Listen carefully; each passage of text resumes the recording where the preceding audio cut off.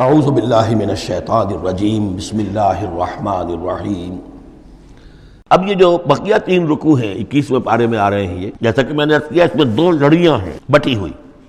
ایک لڑی ہے خطاب اہل ایمان سے، یہاں ایک جگہ آپ کو مل جائے گا کہ براہ راست خطاب بھی ہے، یا عبادی الذین آمنوا، یا ایھا الذین آمنوا والا جو ہے کہ جو مدنی صورتوں میں جو خطاب کا صیغہ ہے وہ تو یہاں بھی نہیں آیا، لیکن براہ راست خطاب کیا ہے۔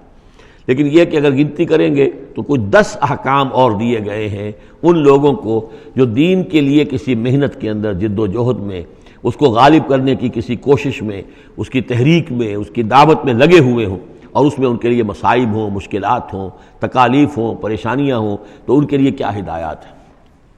سب سے پہلی ہدایت 100 ہدایتوں کی ایک ہدایت، اتل ما اوحی الیک من الکتاب، تلاوت کرتے رہا کرو اس شے کی جو وحی کی گئی ہے آپ کی جانب کتاب میں سے۔ یہی ہم پڑھ چکے ہیں سورہ کہف میں بھی، وَاتْلُ مَا أُوحِیَ إِلَيْكَ مِن کِتَابِ رَبِّكَ لَا مُبَدِّلَ لِکَلِمَاتِهِ وَلَن تَجِدَ مِن دُونِهِ مُلْتَحَدًا۔ وہی بات، سب سے بڑا سہارا بندہ مومن کا کیا ہے؟ اللہ پر جتنا یقین ہوگا، اللہ پر جتنا بھروسہ ہوگا، اللہ سے جتنا تعلق ہوگا اتنا ہی صبر کرے گا۔ وَاصْبِرْ وَمَا صَبْرُكَ إِلَّا بِاللَّهِ، اور اللہ کے ساتھ تعلق کا سب سے بڑے ذریعہ یہ قرآن مجید ہے۔ طرفوا بِأَيْدِيكُمْ وَطَرَفُوا بِيَدِ اللَّهِ، اس کا ایک سرا تمہارے ہاتھ میں ہے، ایک سرا اللہ کے ہاتھ میں ہے۔ القرآن حبل اللہ الممدود من السماء إلى الأرض، حضرت عبداللہ ابن مسعود کی روایت کردہ حدیث ہے، حضور نے فرمایا یہ اللہ کی رسی ہے، مضبوطی کے ساتھ تھام لو اس کو، یہ تنی ہوئی ہے زمین سے آسمان تک۔ تو وَاعْتَصِمُوا بِحَبْلِ اللَّهِ جَمِيعًا، تو اس کے لیے یہ کہ قرآن پڑھا کرو۔ اتل ما اوحی الیک من الکتاب واقم الصلاۃ، اور قرآن کے بعد نمبر 2 نماز قائم کرنا۔ یہ نماز جو ہے اقم الصلاۃ لذکری، یہ سورہ طٰہٰ میں ہم پڑھ آئے ہیں، حضرت موسیٰ کو پہلی وحی ہو رہی ہے، پہلی گفتگو ہو رہی ہے کوہ طور پر، اقم الصلاۃ لذکری ان الصلاۃ تنہی عن الفحشاء والمنکر، یقیناً یہ نماز روکتی ہے بے حیائی کے کاموں سے بھی اور برے کاموں سے بھی۔ وَلَذِکْرُ اللَّهِ اکبر، اور جان لو اللہ کا ذکر سب سے بڑی شے ہے۔ یہاں ذکر کو علیحدہ نہ سمجھیں، یہی ذکر ہے۔ قرآن جو ہے الذکر ہے، ہم نے سورہ ہجر میں دیکھا الذکر، انا نحن نزلنا الذکر وانا لہ لحافظون، تو ذکر میں سب سے پہلے قرآن ہے۔ نمبر 2 اقم الصلاۃ لذکری، نماز قائم کرو میری یاد کے لیے۔ قرآن تو ہے ہی مجسم ذکر، نماز ذکر کے لیے ہے۔ اور تیسری چیز کیا ہے؟ ادعیہ معصورہ ہیں محمد رسول اللہ صلی اللہ علیہ وسلم کی، زندگی کا ہر کام کرتے ہوئے دعا ہے۔ آپ بیت الخلاء میں داخل ہو رہے ہیں تو دعا ہے، نکل رہے ہیں تو دعا ہے، گھر سے باہر جا رہے ہیں دعا ہے، گھر میں داخل ہو رہے ہیں دعا ہے، شیشہ دیکھا ہے تو دعا ہے، کپڑے بدلے ہیں دعا ہے، ہر کام کیجئے وہ، لیکن یہ کہ آپ کا اس وقت اللہ کے ساتھ ذہنی رشتہ قائم رہتا ہے۔ چوتھے نمبر پر جو بھی اور حضور نے فرمائے ہیں، یہ 33 مرتبہ سبحان اللہ اور 33 مرتبہ الحمدللہ اور اللہ اکبر، یہ بھی ذکر ہے۔ تو یہ تمام شکلیں ذکر کی ہیں، صرف کسی ایک شے کو ذکر نہ سمجھے ہمارے ہاں یہ بن گیا بس اللہ اللہ کر رہے ہیں تو ذکر ہے، نہیں، ذکر میں سب سے پہلے قرآن کی تلاوت ہے۔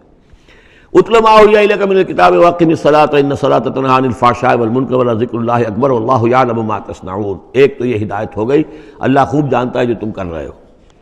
دوسری ہدایت ولا تجادلوا اہل الکتاب الا باللتی احسن، جنہیں پہلے تم سے کتاب دی گئی تھی ان سے جھگڑا مت کرو مگر بہترین طریقے پر، ان سے بات کرو تو بڑے ہی اسلوب سے کرو، خوبصورتی سے کرو، بات کو سمجھانے کے لیے کرو، ان کی توہین نہ ہو کہ جذبات کو آپ بھڑکنے نہ دیں، ان میں حمیت جاہلی جو ہے اپنی امکانیت تک تو کوشش کریں کہ وہ بھڑکے نہ، باقی پھر وہ جو کرتے ہیں اللہ کے ہاں وہ ذمہ دار ہوں گے، لیکن ان سے گفتگو کرو تو بڑے عمدگی کے ساتھ کرو۔ الا الذین ظلموا منہم، سوائے ان کے جو ان میں سے ناانصافی پر تل گئے ہوں۔ اب یہ استثناء جو ہے 2 معنی میں ہے، ایک تو یہ ہے کہ اس کا مطلب یہ کہ ان سے مجادلہ کرو ہی نہ، اور دوسرے یہ کہ اگر ان کے ساتھ کسی وقت کوئی سختی بھی کرنی پڑے، کوئی سخت جملہ بھی کہنا پڑے تو اجازت ہوگی، جہاں معلوم ہو جائے کہ یہ ہٹ درمی کے اوپر جو ہے آ گیا ہے تو وہاں اس دونوں کا امکان پیدا ہو جائے گا۔ وقولوا، لیکن تمہیں ان سے کہنا کیا ہے یہ بھی سمجھ لو، تاکہ اب اس کو یہ سمجھیے کہ یہ ہمیں مسلمانوں میں جب کام کرنا ہے، مسلمان سو گئے ہیں، بھول گئے اپنے سبق کو، انہیں یاد دلانا ہے تو اسی انداز میں انہیں یاد دلانا ہے۔ قولوا آمنا بالذی انزل الینا وانزل الیکم، ان سے کہو بھائی ہم تو ایمان رکھتے ہیں اس پر بھی جو تو ہماری طرف نازل کیا گیا اور اس پر بھی جو آپ کی طرف نازل کیا گیا۔ وَإِلٰہُنَا وَإِلٰہُکُمْ وَاحِدٌ، اور یہ تو نہیں ہے کہ ہمارا خدا کوئی اور ہے تمہارا خدا کوئی اور ہے، ہمارا الہ اور تمہارا الہ ایک ہی تو ہے، وَنَحْنُ لَهُ مُسْلِمُونَ، اور ہم تو اسی کے سامنے فرما بردارانہ اپنا سر جھکا چکے ہیں۔ وَكَذَلِكَ أَنزَلْنَا إِلَيْكَ الْكِتَابَ، اے نبی اسی طرح ہم نے آپ کی جانب یہ کتاب نازل کی ہے، فَالَّذِينَ آتَيْنَاهُمُ الْكِتَابَ يُؤْمِنُونَ بِهِ، تو وہ لوگ جنہیں ہم نے کتاب دی ہے، یہود اور نصارہ، ان میں بھی وہ لوگ ہیں جو اس پر ایمان لائیں گے یا جو ایمان لا رہے ہیں، جیسا کہ ہم پڑھ چکے ہیں کہ وہ آئے تھے کچھ لوگ جو حبشہ سے ایک وفد کی شکل میں، اور مکے والوں نے انہیں ستایا بھی، استہزاء بھی کیا، لیکن وہ لوگ وہ تھے جو پہلے حضرت عیسیٰ پر ایمان رکھتے تھے، عیسائی تھے، اور اب محمد پر بھی ایمان رکھتے ہیں، تو اللہ تعالیٰ نے ان کو دوہرا اجر دیا، مرتین۔ وَمِنْ هَؤُلَاءِ مَن يُؤْمِنُ بِهِ، اور ان میں سے یعنی مشرکین مکہ میں سے بھی بہت سے لوگ ہیں جو ایمان لائے ہیں اور ابھی لا رہے ہیں یا لائیں گے۔ وَمَا يَجْحَدُ بِآيَاتِنَا إِلَّا الْكَافِرُونَ، اور ہماری آیات کا انکار تو نہیں کرتے سوائے وہی کہ جو ناشکرے ہیں اور جو کفر کر اڑ گئے ہوں۔ اب ایک اور دیکھیے دلیل، اب یہ حصہ جو ہے یہ دوسری ڈوری آ گئی کہ جس میں روئے سخن جو ہے مشرکین کے ساتھ رد و قضا والی بات ہے۔ وَمَا كُنْتَ تَتْلُو مِن قَبْلِهِ مِن كِتَابٍ، ارے نبی آپ تو اس سے پہلے، اس قرآن کے آپ پر نازل ہونے سے پہلے آپ کوئی کتاب پڑھتے ہی نہیں تھے، آپ دنیاوی اعتبار سے پڑھے ہوئے آدمی ہیں ہی نہیں، آپ نے تعلیم حاصل کی نہیں، لکھنا پڑھنا سیکھا نہیں۔ وَلَا تَخُطُّهُ بِيَمِينِكَ، نہ ہی آپ اپنے داہنے ہاتھ سے کچھ لکھتے تھے، کوئی کتاب لکھتے تھے، نہ پڑھتے تھے نہ لکھتے تھے۔ اِذًا لَارْتَابَ الْمُبْطِلُونَ، تو اس شکل میں تو ان کو جو اس کو باطل قرار دے رہے ہیں یہ لوگ جو جھوٹے کہہ رہے ہیں محمد کو، اس شکل میں تو پھر ان کے پاس کوئی کا کوئی شک کرنے کی گنجائش ہو جاتی کہ یہ بڑا لکھنے پڑھنے والے آدمی تھے، مشق کرتے کرتے بہت اچھی چیزیں بھی لکھنے لگے ہیں، اب ان کی زبان جو ہے منج گئی ہے، قلم جو ہے وہ منج گیا ہے، لہذا اب قرآن جیسی شے بھی تصنیف کر لی انہوں نے۔ اگر پہلے سے یہ عمل ہوتا، لیکن تم تو جانتے ہو کہ ہمارے اس نبی محمد نے صلی اللہ علیہ وسلم انہوں نے تو کبھی لکھنا پڑھنا سیکھا ہی نہیں۔ وَمَا كُنْتَ تَتْلُو مِن قَبْلِهِ مِن كِتَابٍ، اے نبی آپ تو نہیں پڑھا کرتے تھے اس کتاب سے پہلے کوئی کتاب، وَلَا تَخُطُّهُ بِيَمِينِكَ، اور نہ آپ اسے اپنے داہنے ہاتھ سے لکھتے تھے، اِذًا لَارْتَابَ الْمُبْطِلُونَ، تب تو ان لوگوں کو شک کرنے کی گنجائش پیدا ہو جاتی۔ بل هُوَ آیاتٌ بَيِّنَاتٌ فِي صُدُورِ الَّذِينَ أُوتُوا الْعِلْمَ، بلکہ یہ تو آیات بینات ہیں، بڑی روشن ان لوگوں کے سینوں میں جنہیں علم دیا گیا ہے، وہ جانتے ہیں سابقہ جو کتابوں والے ہیں۔ وَمَا يَجْحَدُ بِآيَاتِنَا إِلَّا الظَّالِمُونَ، اور ہماری آیات کا انکار نہیں کرتے مگر وہی جو ظالم ہیں۔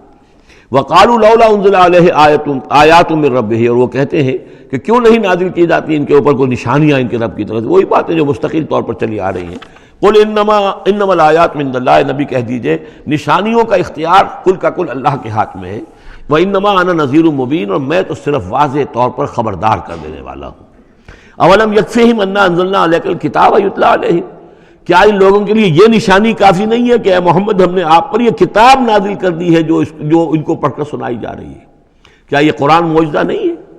کتنی مرتبہ ان کو چیلنج کیا گیا اس قرآن جیسی ایک صورت ہی بنا لاؤ، 10 صورتیں بنا لاؤ، کیا یہ معجزہ نہیں ہے؟ کیا یہ عاجز نہیں آ چکے ہیں؟ اولم یکفہم، تو کیا یہ نشانی ان کے لیے کافی نہیں؟ اگر تو حق کا طالب ہو، ہدایت کا طالب ہو، تو یہ نشانی بھی کافی ہے۔ اولم یکفہم انا انزلنا علیک الکتاب یتلی علیہم ان فی ذلک لرحمۃ وذکری لقوم یؤمنون، یقیناً اس میں رحمت ہے اور یاد دہانی ہے، تذکیر ہے ان لوگوں کے لیے کہ جو مانتے ہیں۔ قل کفی باللہ بینی و بین شہیدا بینکم شہیدا، کہہ دیجئے میرے اور تمہارے درمیان اللہ کافی ہے بطور گواہ، وہ جانتا ہے کہ اس نے مجھے رسول بنایا ہے، وہ جانتا ہے کہ قرآن اس نے مجھ پر نازل کیا ہے۔ یعلم ما فی السماوات والارض، وہ جانتا ہے جو کچھ کہ آسمانوں میں ہے اور زمین میں ہے۔ والذین آمنوا بالباطل، اور وہ لوگ جو باطل پر ایمان رکھتے ہیں، وکفروا باللہ، اور اللہ کا کفر کرتے ہیں، اولئک هم الخاسرون، یقیناً وہی لوگ ہوں گے جو خسارے پانے والے ہیں۔ ویستعجلونک بالعذاب، یہ جلدی مچا رہے ہیں کہ لے آؤ عذاب۔ ولولا اجل مسمى، اور اگر پہلے سے ایک وقت معین طے نہ ہو چکا ہوتا، لجاءہم العذاب، تو پھر ان پر عذاب آ چکا ہوتا۔ ولیاتینہم بغتۃ، اور وہ ان پر آئے گا تو اچانک آئے گا، وہم لا یشعرون، اور انہیں پتہ بھی نہیں ہوگا۔ یستعجلونک بالعذاب، یہ نبی پھر دوبارہ یہ الفاظ آئے، نوٹ کیجئے، بہت لطیف بات ہے، یہ عذاب کی جلدی مچا رہے ہیں۔ وَإِنَّ جَهَنَّمَ مُحِيطَةٌ بِالْكَافِرِينَ، حالانکہ جہنم ان کا احاطہ کر چکی ہے۔ یہ ایسے ہی ہے کہ جیسے کسی شہر کے باہر دشمن آ چکا ہو اور اس نے محاصرہ کر لیا ہو، شہر والوں کو پتہ ہی نہ ہو، تو اس طریقے سے وہ چونکہ غیر مرئی ہے، جہنم نظر نہیں آ رہی، ورنہ حقیقت میں تو جہنم ان کا احاطہ کر چکی ہے۔ یوم یغشاہم العذاب، جس دن کے عذاب ان کو آ کر ڈھانپ لے گا، ان پر چھا جائے گا، من فوقہم ومن تحت ارجلہم، ان کے اوپر سے بھی اور ان کے نیچے سے بھی، ان کے قدموں کے نیچے سے بھی۔ ویقول ذوقوا ما کنتم تعملون، اور پھر کہا جائے گا چکھو اپنے کرتوتوں کا مزہ۔ صدق اللہ العظیم۔